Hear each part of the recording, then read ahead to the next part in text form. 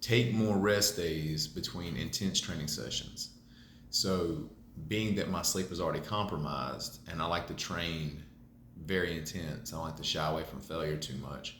I like to take as much time as I can in between. That's why I train 2 full body workouts a week. I do, being that I train on my off days, I train Tuesday and Saturday 1 week and Wednesday and Friday because I'm on a 2 week schedule due to my job.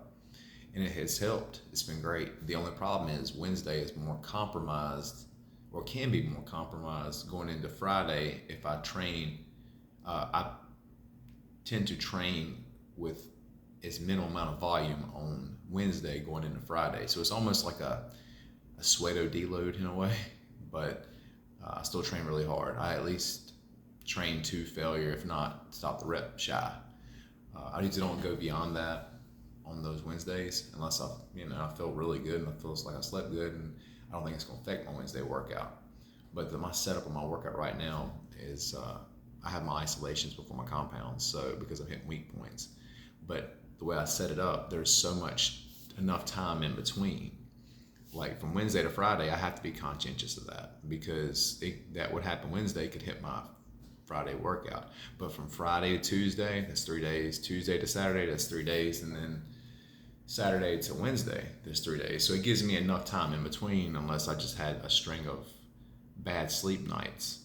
But that's helped the most, is that the rest days, making the most of my workouts, training as hard as possible, knowing that I quote unquote stimulated muscle growth to the extent I needed to and didn't annihilate it.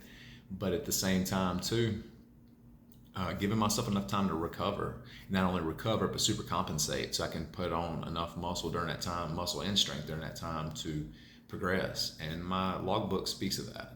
And it's been very helpful. If I'm doing the least amount possible that workout and I'm pushing for progress each time, basically pushing the envelope, not letting off the gas, and at least try to strive for 1 extra rep each exercise, it's helped me. It's done really well, and that progress just adds up over time. If you take that into consideration, you'll still make progress consistently on a lack of sleep. And when I say a lack of sleep, I'm saying less than 6 hours a night, around 6 hours or less.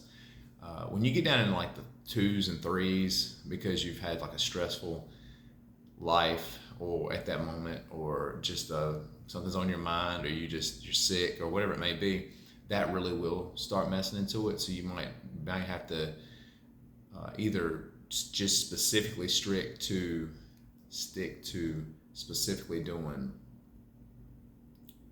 a hard set and pushing for progress, maybe even just shy of failure.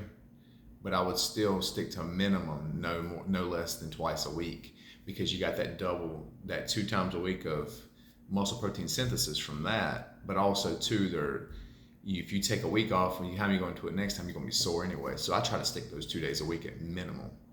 Like I don't add any more to that. I've tried to add more, and it's just like it doesn't work for me.